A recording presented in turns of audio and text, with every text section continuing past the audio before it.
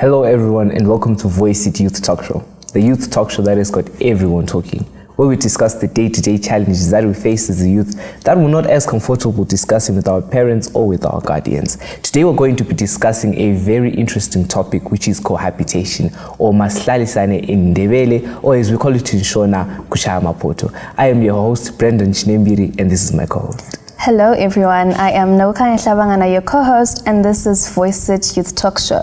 So for our discussion today, joining us is Zanele and Terence. Hello everyone, I'm Terence, aka Terry G. Hi, my name is Zanele or Zaza. Okay, Zaza and Terry G. So what do you understand about cohabitation? What's your take on cohabitation? Okay, so my understanding of cohabitation is basically two individuals who decide to stay together without any legal or customary binding them. Okay. Yeah, sure. What do you think, Terry G? Okay, I think the way I understand cohabiting, like she said, mostly is, two individuals staying together who are romantically involved. Right. So it's like, they're in a marriage setup, but they're not married. They're a couple that stay in one household, like a domestic type of setup. So, but they're not married and they're not in a legal type situation where the families know or they've gone to court to get married. No, they just have decided the two of them to stay together. Yeah. Okay. Brendan? The official definition is individuals sharing a domestic lifestyle, like you said, right, without being married or having a legally recognized marriage. Oh, okay. So, talking of cohabitation, what are the reasons that the youth cohabitate? Like, why do they feel the need that they have to cohabitate? Okay. So campus life can be really hard. Okay. You're broke most of the time, and sometimes you are tempted to cohabitate. No, to use your rent money. Oh. Okay. So now, that can also be one of the reasons people tend to cohabitate, in order to share rental and also to share bills, to split the grocery costs. Why specifically your boyfriend? Why can't it be like your friend who you're doing that with? Why does it have to be your boyfriend? Okay, let's take for example someone who doesn't have a friend to begin with. Oh. You have your boyfriend, that is your only friend. Makes sense. So it's your to go to. Okay. Yeah, I think that is definitely a reason that usually happens. Some happen in the setup whereby, the guy is working and, they're staying maybe in a one-room type of friend situation. Right. And, he's dating this girl who's coming from a family that has no, a head, the head of the household, maybe someone who's young or someone who's the same age. So they don't really have those curfews, you have to stay at home, and it's not so most loose morals type situation. And she can go into her boyfriend's place maybe we're for the weekend, and it's all nice, and then it comes on to the other week, and already it's now a cohabitation situation where she's more comfortable and she's enjoying that space. Okay, so are there situations whereby people cohabitate due to safety reasons at home? Do you guys think that's a reason to cohabitate? Okay, I think it is. I think it is. Okay. Take for instance a situation where maybe the parents are not there, I don't know, for whatever reason, and then maybe the girl and maybe 2 or 3 daughters, they're left, and then there's a bamlini there, and they don't exactly feel safe, right, with the guidance that they have been left with, and then they decide to go to the boyfriend because they feel safer there. Okay. Brendan? No, that makes sense in a way, because even in situations whereby you've got girls who stay alone, maybe she's going to work and everything, but then she's got neighbors who are a threat or who are unsafe to be around, because if you're a female and you're staying alone, people tend to take advantage. So maybe you might feel safer staying with your boyfriend, maybe that might be another reason why they might go stay with them. Okay, so there's the issue of weekend getaways, vacations, that kind of stuff. Do you guys think it's cohabitation? Like going to stay with your boyfriend for a week, or going on a 2-month, 1 month vacation? Is that cohabitation? Maybe to first get you back a little bit before you go to the question. Okay. The other reason could be, you know, it's not you know, it's not, the situation is tough. It's not Right. okay. Situation is tough. But you know, funi ice cream, funa chocolate, you know, everything is there in the fridge. yeah. You know, Right. it's kind of that situation. You're obviously, I'm going to go where it's all grass is enjoyable and greener. everything. So not Yeah. every reason is like life and death. Sometimes Yeah. you just want, I mean, if you're You want that romantically involved with the life. person, Alright. you want to stay with them. Yeah. You don't always have to have someone pointing a gun to your head. You know? Sometimes you Okay. just want to go. Yeah, it's soft life, as they call it. And then, Okay, yes, the question. sorry. And then on the question that you said, Right. hey, I'm a weekend getaway. You know, some they call it a vacation, right?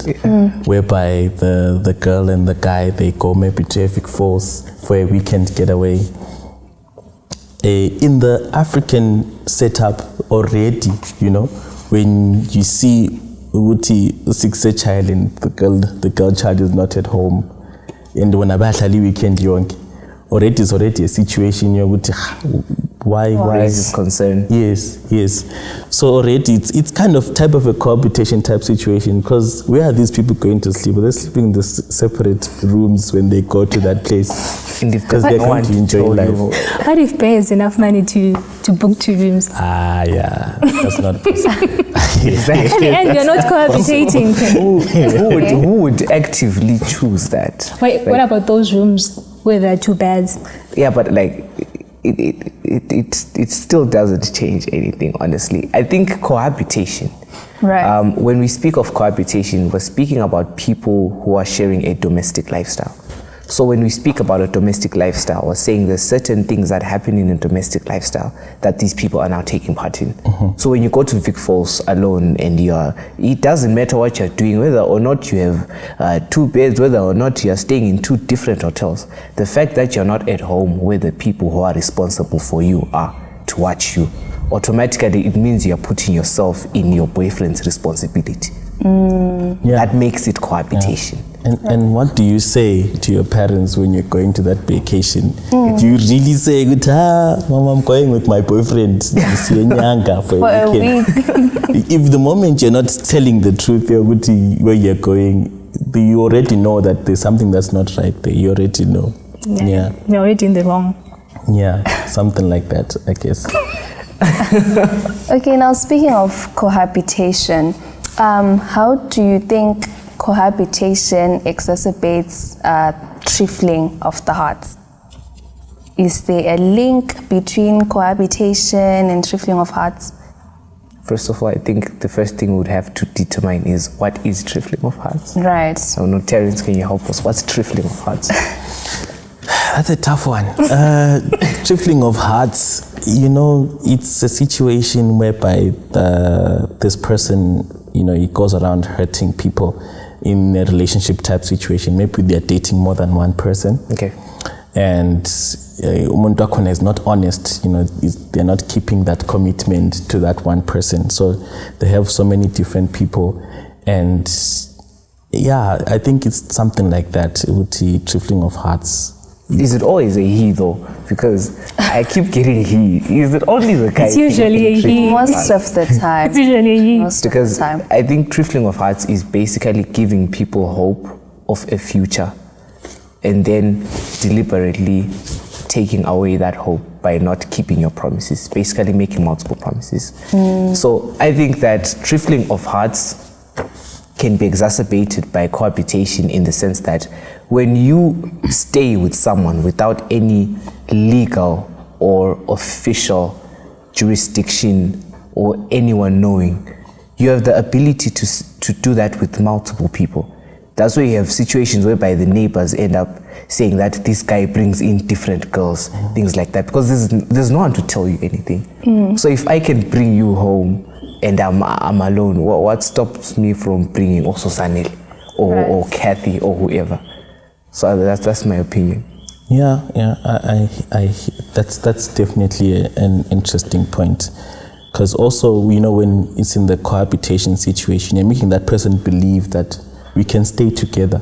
Exactly. You know, this thing can be a possibility for a long time, could be a future type situation.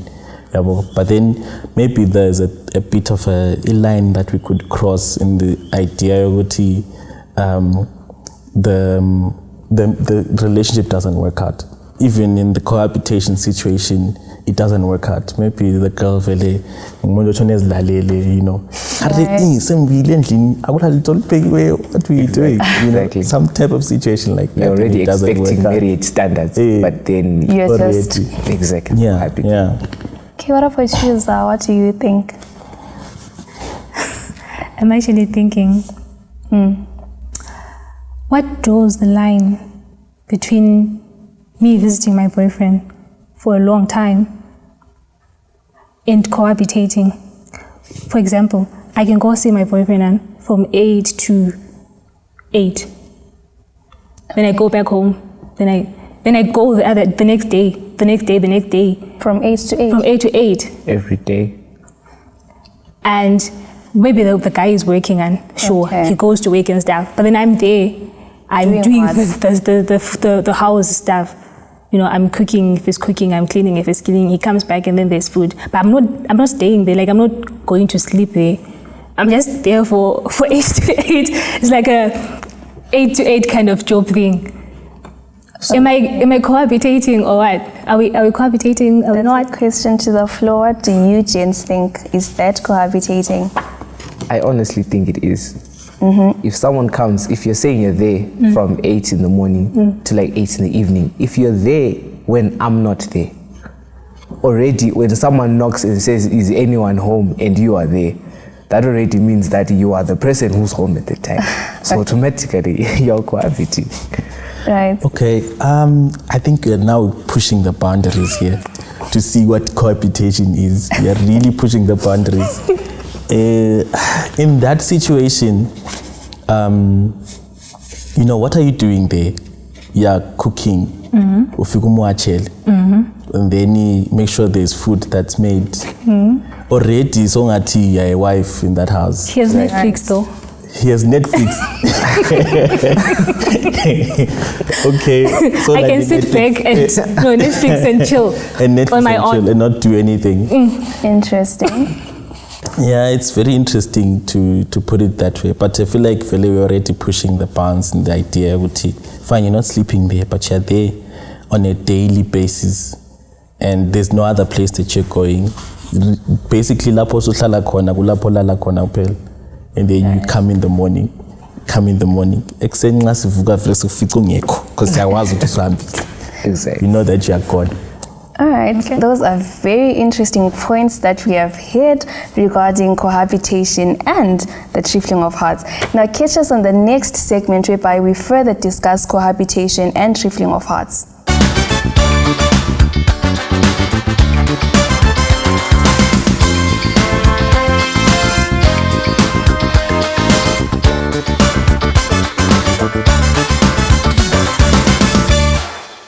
Hello and welcome back to our second segment where we're discussing and delving deeper into the topic of cohabitation.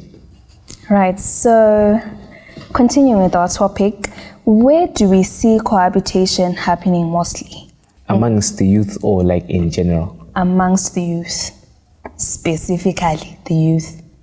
I think honestly it's what I've seen is maybe in a situation where we've got people whose parents are staying mostly outside the country. So that leaves them alone at home with no one. So I think that type of freedom is what gives them the idea to experiment, which then leads to cohabitation. I think that's one of the reasons. I don't know what Sanele has to say. Okay, I think I mentioned this before. in tertiary institutions. Right. It happens a lot in tertiary institutions. Auntie, we did agree that weekend getaways are also a form of cohabitation. Cohabitation, yes. Okay, so in that sense, we save up a little bit of money, you know, we are like, we need to refresh, we had stress, we had exams and stuff, let's go and what? Get a little bit of space, you know, some fresh air. Okay. Oh, okay. Maybe to add on to what you were saying. In university situations, that's where you see it mostly happening in my experience, you know. Universities like that are like far from where you stay. Yeah. You know, like for example, I'm here in Bulawayo and there's MSU and there's UZ. So when I'm leaving, going to UZ or to MSU, you know, they've given me money for, you know, accommodation and food and everything.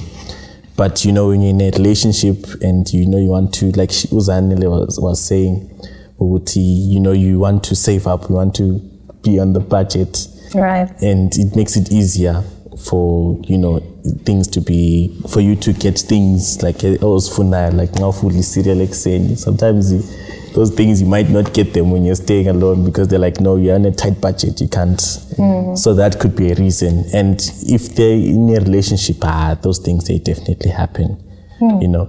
And if it's a situation whereby I'm staying with Brandon and we are in the same accommodation, Brandon he would know that she's coming maybe for the weekend or for the week, and he won't be seen. He also be going maybe to another one, and then just staying I think that's the most common one. Yeah, that's what usually happens, most common in universities, and parents wouldn't know. Exactly. They would have no idea. The only time when maybe they want to come and visit, which is sometimes rare as well, that's when, you know, things are put in order and that person is not there for that time when the parent is there. Right. Okay, so do you guys think that insecurity in a relationship, like fear of losing someone, do you get it? Like fear of being, not necessarily being rejected, but replaced, cheated exactly. on. Do you think that's a reason for people to cohabitate?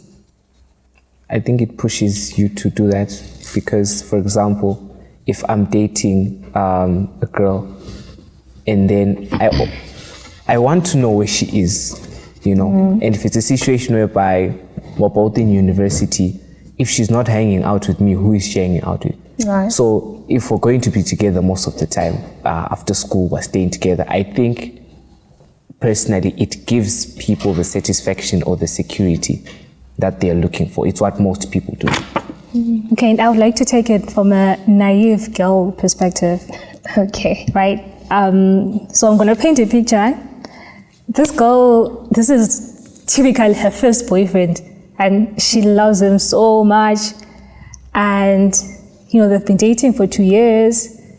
It's been going well. She's been in university and it's going well. And then now it comes where the guy is like, you know, we've known each other for a while. How about we move in together?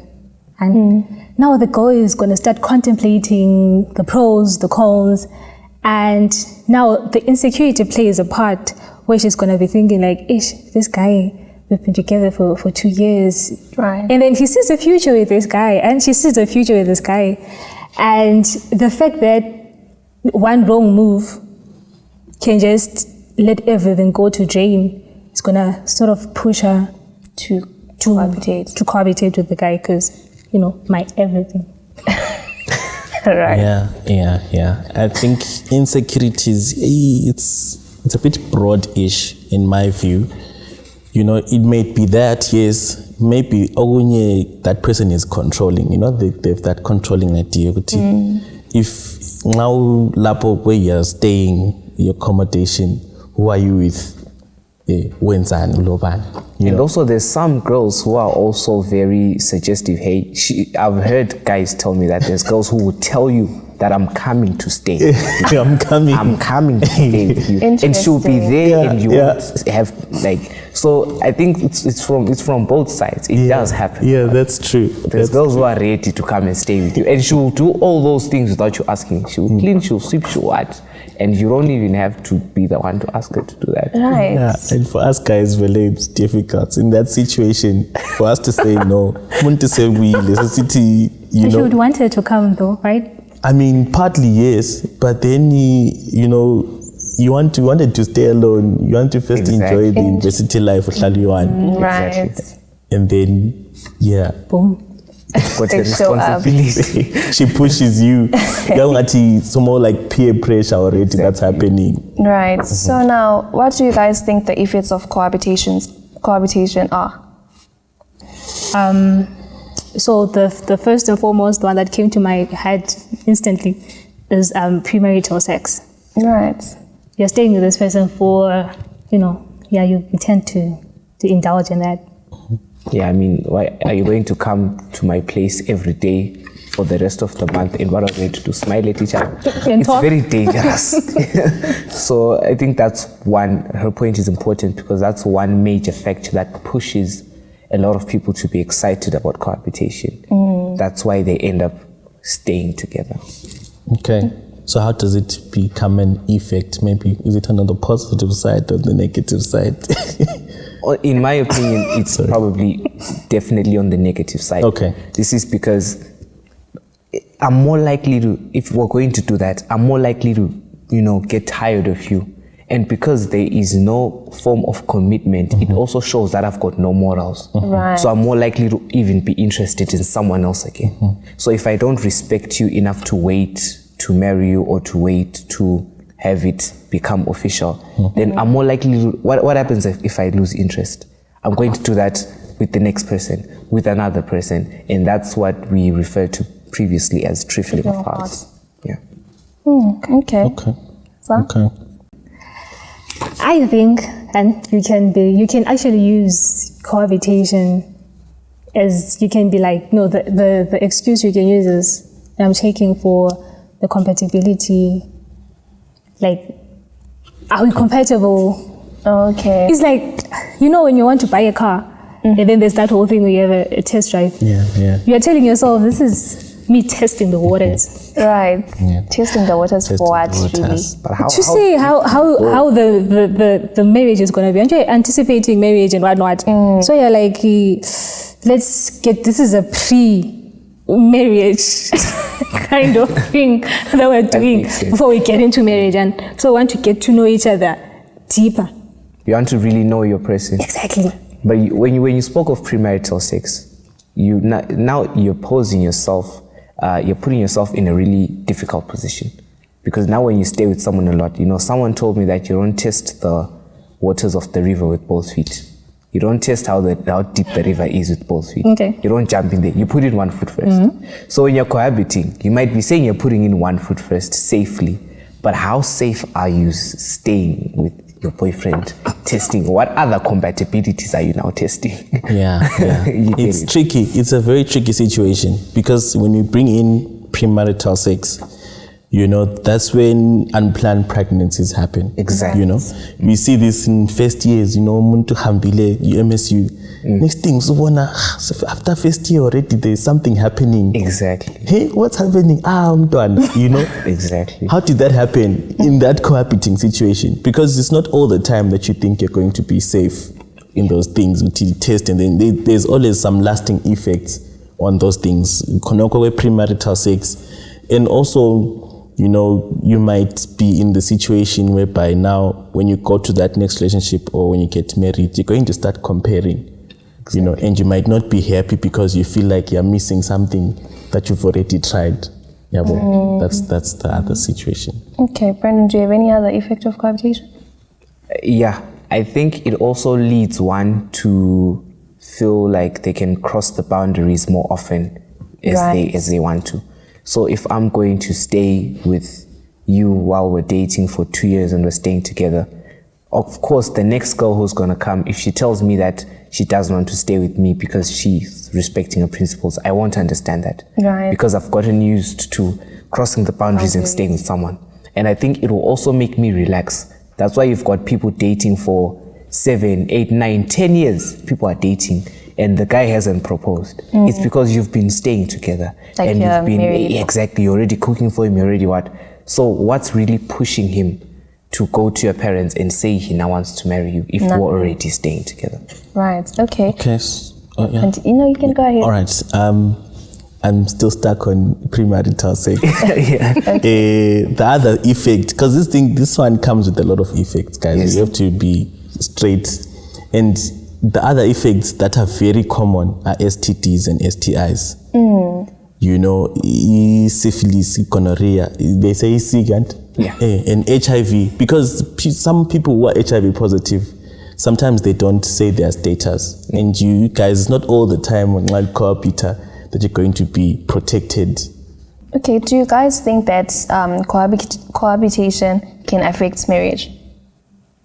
Yeah. Terence mentioned it at some point that you get to, now the thing did not work out with the former one, and now you move on to the next girl, you get married by chance, and now she's not really giving, the same vibes the other one was giving. So now there's comparison going on there.